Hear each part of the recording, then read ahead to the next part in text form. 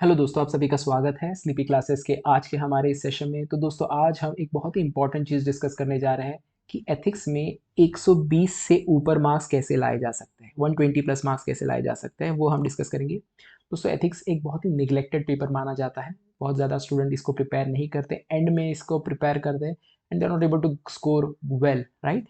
80 से लेके 140 के बीच में आपको मार्क्स आते हुए दिखाई देंगे और ज़्यादातर स्टूडेंट जो है वो 100 क्रॉस नहीं कर पाते, and this drastically reduces their chance to clear the paper. But the fact is this paper is a low hanging fruit. आप इसको अच्छे से अगर प्रिपेयर करेंगे, थोड़ा बहुत एफर्ट देना है आपको, बहुत ज़्यादा एफर्ट नहीं देना है कंपेयर टू बाकी के जीएस के पेपर, बट अगर आप इसको ढंग से प्रिपेयर करते हैं, यू कैन स्कोर अबाउ 120। और ये कैसे किया जा सकता है, इस पर्टिकुलर वीडियो में हम देखने की कोशिश करेंगे। तो अगर हम किसी भी एग्जाम की बात करें, उसको एस करना है, तो सबसे पहली चीज़ आती है रिसोर्सेस। आपके पास कौन से रिसोर्सेज, किससे आप पढ़ रहे हो, ये बहुत मैटर करता है, राइट। तो रिसोर्सेज की अगर बात करें, then there are multiple books in the market. मैं कुछ बुक्स यहाँ पे रिकमेंड करूँगा, आप बाकी बुक्स भी देखें अपने एंड से, and you can purchase it, right. I am not advertising, but यहाँ पे लेक्सिकॉन की जो किताब है, बहुत ही फेमस किताब है एथिक्स के लिए, वो कई सारे स्टूडेंट इसको लेते हैं। कीवर्ड्स बहुत अच्छे से इसको डिफाइन किया है, की स्टडीज भी दे रखे हैं, so it is a very good book. इसके अलावा एक और किताब है ethics integrity and aptitude by G Subbarao and P N Roy Chowdhury, दोनों आईएएस ऑफिसर्स हैं, उन्होंने लिखी किताब। ये किताब भी अच्छी है, इसमें से कोई भी एक किताब खरीदें, that is more than sufficient, right. इसके अलावा it is expected from you that you read Administrative Reform Commission report number 4, ethics in governance, department of administrative reform and public grievances. इस वेबसाइट पे अगर आप जाएंगे, you can find various reports by ARC, and उसको आप download करिए इस particular report को और उसको पढ़ लें। अगर पूरी रिपोर्ट नहीं पढ़ना चाहते उस PDF को, then you can go on websites, कई सारे वेबसाइट्स पे कई सारे इंस्टीट्यूशन इसकी जिस्ट और समरी देते हैं, वो भी आपने पढ़ रखी है, मोर देन सफिशिएंट। इसके अलावा बहुत इंपॉर्टेंट है कि प्रीवियस ईयर क्वेश्चन को करना। PYQ UPSC या किसी भी गवर्नमेंट एग्जाम की बैकबोन है, ये आपको हेल्प करती है to understand what sort of question are asked, what areas are more important, what are the demands of the question. इस चीज़ को आप बहुत अच्छे से समझ पाएंगे। इवन कई सारे क्वेश्चंस रिपीट होते हैं, एथिक्स में भी रिपीट होते हैं, राइट। तो वो आप करेंगे तो डेफिनेटली हेल्प करेगा आपको। हमने प्रीवियस ईयर क्वेश्चन सॉल्व करके रखे हैं, यूट्यूब पे हर एक क्वेश्चन डिस्कस करके रखा है। आप यूट्यूब पे उस जो है वीडियो सीरीज को भी देख सकते हैं। इसी साल हमने लास्ट 5 ईयर्स के अराउंड क्वेश्चंस यूट्यूब पे डाल रखे हैं, एक साथ आप उसको देख सकते हैं, राइट। और बहुत इंपॉर्टेंट करंट अफेयर्स, आप बाकी की जीएस के लिए करंट अफेयर्स करते हैं, वही करंट अफेयर्स यहाँ पे भी इस्तेमाल होंगे। स्पेशली जो एथिकल करंट अफेयर्स हैं, मैं बताऊंगा कैसे एथिकल करंट अफेयर्स हम पढ़ते हैं, तो वो भी आपको अलग से निकालने होंगे। और जहाँ जहाँ भी आपको जो जो इंपॉर्टेंट टॉपिक्स है उसके साथ उसको इंटीग्रेट करना होगा, ये आपके लिए नोट्स बन जाएंगे, राइट। एंड सबसे इंपॉर्टेंट चीज़, अगर आप बहुत ज़्यादा यहाँ वहाँ घूमना नहीं चाहते, तो स्लीपी क्लासेस के नोट्स आप रेफर कर सकते हैं, फ्रीली अवेलेबल है। You can go on to our website, वहाँ पे इंडिविजुअल कोर्सेज हैं।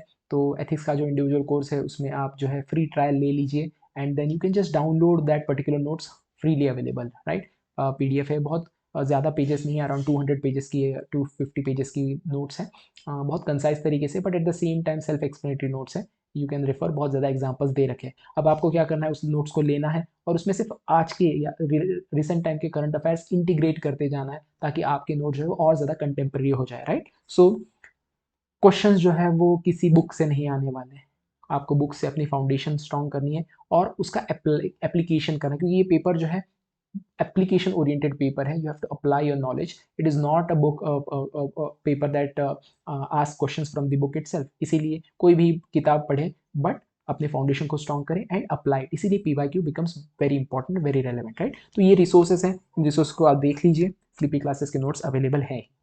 इसके बाद बहुत इंपॉर्टेंट है कि जब आप प्रिपेयर करेंगे तो नोट्स खुद के बनाएं और बहुत ही कंसाइज, बहुत ही एग्जाम रेडी नोट्स हो, बल्कि नोट्स ना हो। इसमें भी आपको क्या करना है मैं बताता हूँ। तो सबसे इंपॉर्टेंट चीज़ है, you should know important keywords. मैंने यहाँ पे लिस्ट दे रखी है इंपॉर्टेंट कीवर्ड्स की। आप देखोगे प्रिंसिपल्स, कई सारे principles, rights approach, common good approach, then rule of law, categorical imperative, environmental justice, तो प्रिंसिपल्स दे रखे हैं। Then values, all sorts of values, integrity, empathy, compassion, right. Then ethical theories, utilitarianism, ethical imperialism, wheel of ignorance, ये सारे कुछ important keywords हैं।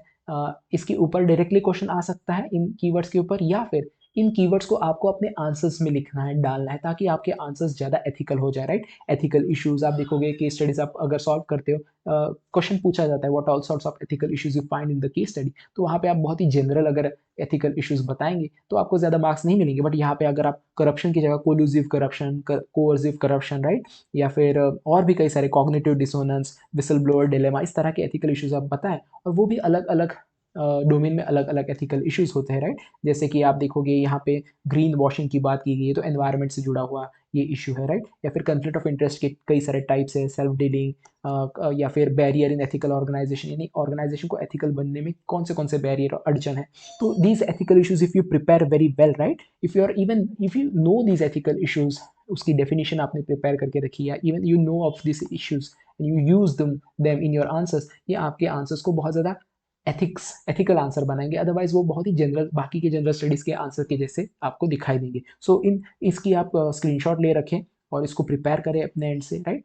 कई सारी चीज़ें हमने अपने नोट्स में भी कर रखी है, तो वो भी आपके लिए इंपॉर्टेंट हो जाएगी। तो नोट्स कैसे बनाए, मैंने जैसे कहा नोट्स तो अवेलेबल है हमारे, आप उसको यूज़ कर ही सकते हैं। बट अगर आपको खुद के नोट्स बनाने हैं तो बहुत इंपॉर्टेंट है कीवर्ड्स के द्वारा आप नोट्स बनाएं। जो भी इंपॉर्टेंट कीवर्ड्स मैंने अभी बताया, you can just right a definition of it, right. Book में तो अवेलेबल होती है, हमारे नोट्स में भी, बट आप अपने शब्दों में उसकी जो है डेफिनेशन लिखें, यानी एक कीवर्ड, उसकी डेफिनेशन, उसके बाद उसके एग्जाम्पल्स, जैसे करंट अफेयर से जुड़ा हुआ एग्जाम्पल, गवर्नेंस, किसी पर्सनालिटी से जुड़ा हुआ एग्जाम्पल, या पर्सनल लाइफ, अपने लाइफ से भी जुड़ा हुआ एग्जाम्पल, आप 2-3 टाइप के एग्जाम्पल लिख लें। कोट कोई लिख लें, उसके रिलेटेड, उस पर्टिकुलर कीवर्ड के रिलेटेड कोट लिख लें।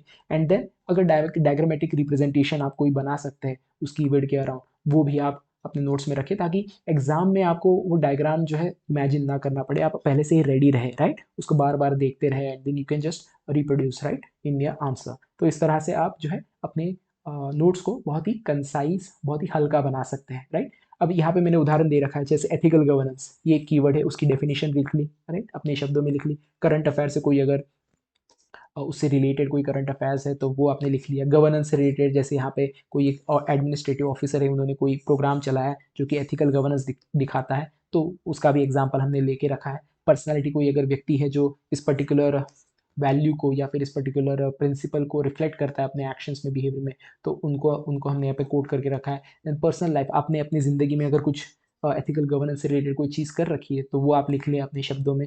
अपने जीवन की लिखिए, ताकि आपको याद रहेगा, राइट। आपने बस पढ़ रखी है, then you will not be able to remember. अपने जीवन से अगर आपने लिख रखा है, then you will be able to remember it, right. और ये इवन आपके इंटरव्यू में भी हेल्प करेगा। इसके अलावा कोट, कोई भी एक philosopher, thinker, famous personality, administrator, उसका अगर कोई कोट है रिलेटेड टू एथिकल गवर्नेंस, तो वो भी आप लिख रखिए। ये सारी चीज़ें हम क्यों प्रिपेयर कर रहे हैं, क्योंकि इसको हमें आंसर में इस्तेमाल करना है, राइट। इसके अलावा डायग्रामेटिक रिप्रेजेंटेशन, जहाँ पे हो सकता है वहाँ पे हर एक कीवर्ड के लिए शायद डायग्रामेटिक रिप्रेजेंटेशन ना हो, that's all right, right. But जहाँ पे हो सकता है, आप इंटरनेट पे जाइए, वहाँ पे अगर आपको कोई डायग्रामेटिक रिप्रेजेंटेशन मिलता है, या फिर आर्टिफिशियल इंटेलिजेंस, एआई के जो टूल्स हैं उनके द्वारा अगर कोई डायग्रामेटिक रिप्रेजेंटेशन बना पाते हैं, अपने क्रिएटिविटी से बना पाते हैं, उसको बस अपनी किताब में नोट करके रखें, नोट्स में नोट करके रखें, राइट, और उसका इस्तेमाल करें अपने आंसर्स में। तो ये हो गया नोट मेकिंग, बहुत ही कंसाइज, बहुत ही शॉर्ट और बहुत ही हल्का बनाना है नोट्स को, right. And these are the keywords, you can just take the screenshot and you can prepare these keywords, right।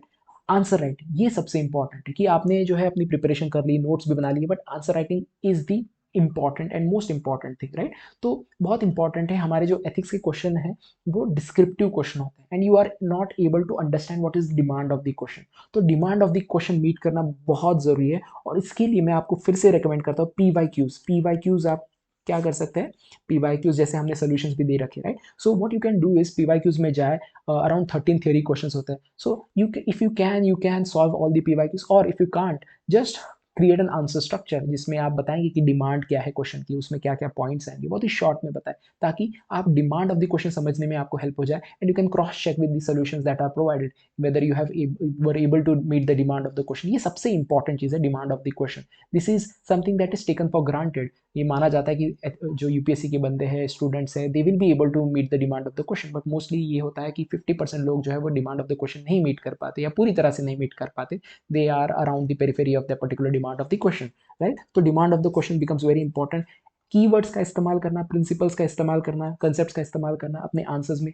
ये मैंने जैसे बताया, कई सारे कीवर्ड्स बताए, हर एक डोमेन के अलग अलग कीवर्ड्स है, एनवायरनमेंट के अलग कीवर्ड्स है, राइट। और भी कई सारे जो डोमेन्स हैं हमारे कॉर्पोरेट के कीवर्ड्स हैं, उनका इस्तेमाल करें अपने आंसर्स में और उसको अंडरलाइन करें। इसके अलावा आपके आंसर्स जो है, आपसे क्वेश्चन जो है आपसे डिमांड करते हैं सोल्यूशंस, तो सोल्यूशन डेफिनेटली ये फिलोसफी और एथिक्स का पेपर है, और एथिक्स फिलोसफी का पार्ट है, बट आपके आंसर्स बहुत ज़्यादा आइडियलिस्टिक नहीं होने चाहिए।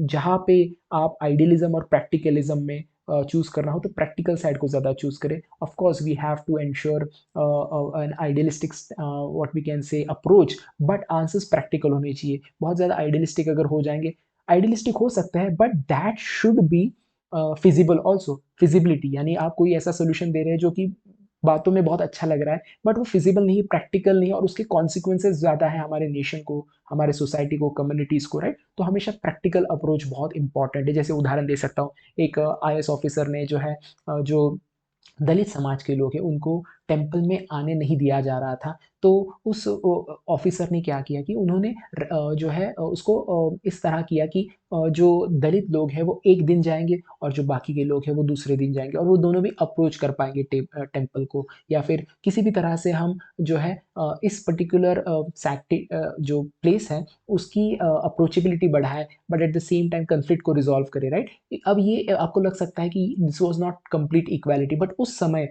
वो ज़रूरी था। लॉन्ग रन में जैसे जैसे लोग ज़्यादा एक दूसरे से घुलेंगे मिलेंगे, they will be able to come along and work along and maybe at one point of time remove all sorts of distinction। But जहाँ पे प्रैक्टिकलिटी की ज़रूरत है वहाँ प्रैक्टिकल आपको अप्रोच ज़रूरी है और उसका इस्तेमाल करना। अब यही एग्जांपल जो मैंने दिया है उसी का आप इस्तेमाल कर सकते हैं अपने आंसर्स में।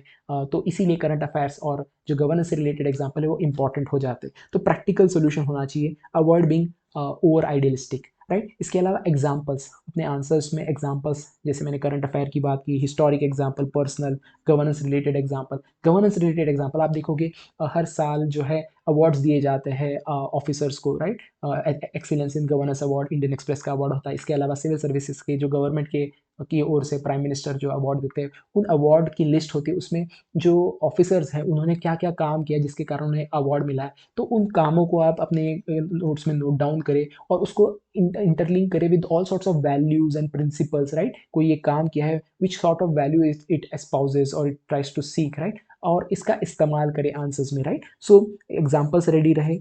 इसके अलावा डायग्राम और फ्लो चार्ट बना के रखें, रेलेवेंट रेलेवेंट है वहीं पे आप इस्तेमाल करें। और लोग कहते हैं कि डायग्राम्स अगर नहीं निकालेंगे तो ज़्यादा मार्क्स नहीं मिलते, ऐसा कोई नहीं है। बट अगर आप demand of the question meet करते हैं और डायग्राम्स में अगर नहीं भी आप कर पाते तो it's not a loss for you, but अगर आप डायग्राम डालते हैं सो इट डेफिनेटली ये थोड़े से एक्स्ट्रा मार्क्स, हाफ मार्क या इवन 1 मार्क भी अगर मिल जाए, that is more than enough, right. Because हर एक मार्क के लिए हमें फाइट करना पड़ता है। तो डायग्राम्स अगर बना पाए, हर एक आंसर के लिए शायद नहीं बना पाएंगे, अगर 13 क्वेश्चन में से आप जो है 5 आंसर्स में भी अगर डायग्राम बना पाते हैं तो आपकी जो आंसर की मोनोटोनी ये ब्रेक करता है, और जो एग्जामिनर है वो भी आपको आपने जो एफर्ट लिया उसके लिए रिटर्न्स देता है, राइट। सो डायग्राम फ्लोचार्ट्स बनाए। और बहुत इंपॉर्टेंट है थ्योरी प्लस एप्लीकेशन, थ्योरी का इस्तेमाल करें, थिंकर्स जो थियोरीज हम पढ़ते हैं उसका इस्तेमाल करें अपने आंसर्स में, उसको लिखें। और आपको एक्सप्लेन नहीं करना है, आपको पासिंग रेफरेंस देना है उन थियोरीज का, आपको बहुत डिटेल में एक्सप्लेन नहीं करना है और उसको अंडरलाइन करना है, राइट। तो इसके बाद time management becomes very crucial, कि सब कुछ पढ़ रखा है, प्रैक्टिस भी कर रखी है, बट एग्जाम में जाते ही आप देखोगे कि you will not able to cover the paper. Why? Because बहुत ही लेंदी पेपर है, जो 13 क्वेश्चन है 10 मार्कर, राइट, और then 6 question of 20 marker, right. This becomes very lengthy. तो बहुत इंपॉर्टेंट है, बहुत सही से आप पेपर को मैनेज करें। तो जैसे मैं कहता हूँ हमेशा बच्चों को कि आप जो स्टार्ट है उसको थोड़ा प्रेजेंटेबल बनाए, राइट। जो शुरुआत के 5 क्वेश्चन है उसको प्रेजेंटेबल बनाए, क्योंकि first impression mostly remains the last impression even in the exam correction, right. जो एग्जामिनर है ज़रूरी नहीं कि वो बहुत ही ज़्यादा डिसिप्लिन तरीके से, या बहुत ही ज़्यादा हम जो शब्द है कि जो एक बहुत ही हम कैसे रिलीजियसली या फिर अच्छे तरीके से आपके पेपर को चेक करें, कि फर्स्ट पेपर में जितना उन्होंने ध्यान दिया है फर्स्ट क्वेश्चन पे उतना ही ध्यान वो लास्ट क्वेश्चन पे भी दे रहा है। वो जो पहले जो 3-4 क्वेश्चन है उसमें इंप्रेशन क्रिएट हो जाती है कि ये बंदा जो है ये कितने मार्क्स लाने की जो है क्षमता है इसमें, और वो जो मार्क्स है वो कई बार रिप्रोड्यूस होते हैं बाकी के क्वेश्चंस में भी। इसीलिए हम जो पहले जो 5 क्वेश्चन उसको बहुत ढंग से, बहुत ही तमीज़ से उसके आंसर्स देंगे। तो first 5 question you should try start with, and then you can move directly to the 20 markers जो 6 केस स्टडी है। बिकॉज क्या होता है कि आप जो है लिखना शुरू कर देते हैं एंड एट दी एंड आपके पास टाइम नहीं बचता, और ये जो 120 मार्क के 6 क्वेश्चन, ये अगर इसमें से एक भी क्वेश्चन छूट जाता है that is a big loss for us, right. तो इन 6 क्वेश्चंस को आप कवर करें and then you can come back, और बाकी के 8 क्वेश्चंस आप कर सकते हैं। और अगर कुछ छूट भी जाता है then you can just create flow charts diagram and you will be able to cover that particular question also, right? So first 5 questions, then the 6 questions of case studies, and then the remaining 8 questions of theory, right? तो बहुत important है कि case study को अगर आपको बहुत अच्छे से कवर करना है, so you be prepared with some frameworks. अगर आपने कुछ इंट्रोडक्शन और कंक्लूजन पहले से बना रखे हैं, क्योंकि केस स्टडी उन्हीं चीज़ों पे आती है, जैसे कि डिजास्टर पे कोई केस स्टडी आ जाए, करप्शन पे कोई केस स्टडी आ जाए, राइट, या फिर सेक्सुअल हैरासमेंट पे कोई केस स्टडी आ जाए, तो इसकी इंट्रोडक्शन कंक्लूजन पहले से बनाए रखे जा सकते हैं, right. You can go back into previous year question, check which sort of case studies have been asked, right, in the last 5 to 6 years, और उसी के आप जो है बना के रखे इंट्रोडक्शन कंक्लूजन। एथिकल इश्यूज पूछे जाते हैं, एथिकल डिलेमास पूछे जाते हैं, राइट, कॉन्फ्लिक्ट ऑफ इंटरेस्ट, तो उसके भी फ्रेमवर्क्स बना के रखे और उसका इस्तेमाल करें अपने आंसर्स में, ताकि आप एफिशिएंटली बहुत कम समय में अपने पेपर को कवर कर पाए, राइट। और बहुत इंपॉर्टेंट है बैलेंस क्रिएट करना between theory and the case study सारे के सारे सॉल्व करने हैं और थियोरी के भी सारे सॉल्व करने हैं। अगर कुछ मिस हो जाता है then it should not be case study, right. Case study को मिस नहीं करना, क्योंकि 20 मार्क के क्वेश्चन है। गोल्डन टिप क्या है कि करंट अफेयर्स बहुत इंपॉर्टेंट, इंटीग्रेट करें नोट्स में, आंसर्स में, कोट्स, फिलोसोफर, लीडर्स, रिपोर्ट्स जो आप बाकी की जनरल स्टडीज के लिए प्रिपेयर करते हैं, राइट। आपको कई सारे मेजर्स पूछे जाते हैं, so you should be prepared with measures, what sort of government initiatives have been taking place, and you should use those government initiatives, government measures, reports, data, fact, इन सारी चीज़ों का इस्तेमाल करें अपने आंसर्स में। प्रैक्टिस करें केस स्टडी, रेगुलर बेसिस पे प्रैक्टिस करें। बहुत इंपॉर्टेंट है सिंप्लिसिटी, सिंपल रखें अपने आंसर को, क्लैरिटी रखें, नीट प्रेजेंटेशन रखें, बैलेंस होना चाहिए आपका, यानी एथिकल होना चाहिए but at the same time practical होना चाहिए, प्रैक्टिकलिटी पे ज़्यादा जोर देना है, राइट। सो फाइनल वर्ड्स, ये पेपर जो है फिलोसफी का पेपर नहीं है, आपको ये याद रखना है। ये पेपर जो है ये बहुत ही एप्लीकेशन ओरिएंटेड पेपर है। So what is expected from you कि जो वैल्यूज आप पढ़ते हो are you able to apply in real situation. तो इसी चीज़ पे आपको फोकस करना है और इसी चीज़ को आपको ध्यान में रखना है, right. And 120 is quite achievable if you prepare it in this particular way. तो आप प्रीलिम्स के पहले भी प्रिपेयर कर सकते हैं, दिसंबर तक आपके अगर बाकी के सब्जेक्ट हो जाते हैं तो 1.5 मंथ्स यू नीड, दो ढाई घंटा आपने पढ़ लिया, दैट विल बी सफिशिएंट। अगर नहीं हो पाता प्रीलिम से पहले तो मेंस के बाद भी 1.5 महीना ही लगेगा आपको, 2 से 3 घंटे दिन के अगर आपने दे दिए, you will be able to cover this particular paper in a good sense, right. तो 120 is quite achievable. Important is practice करते रहे। और अगर आप हमसे जुड़ना चाहते हैं, we have a fast track course जिसमें अराउंड 4 मंथ्स में आपकी पूरी जीएस कवर हो जाएगी and you will be in good position to ace this particular paper, जहाँ पे आपको लेक्चर्स मिल रहे हैं, रिकॉर्डेड लेक्चर्स, नोट्स मिल रहे हैं, राइट, करंट अफेयर्स मिल रहे हैं, राइट, क्विजेज मिल रहे हैं, लाइव वीकली सेशन भी होंगे, एमसीक्यू भी मिलेंगे आपको, मेंस आंसर राइटिंग भी होगी, और सबसे इंपॉर्टेंट है कि you will get mentorship from us, right. So आप इसको अवेल कर सकते हैं। एंड नवरात्रि चल रही है, तो नवरात्रि के समय में अगर आप इसको अवेल करते हैं तो यू गेट 20% ऑफ ऑल्सो। आपको कोई भी अगर डिटेल चाहिए, इन्फॉर्मेशन चाहिए, you can call us on this number or on our email address.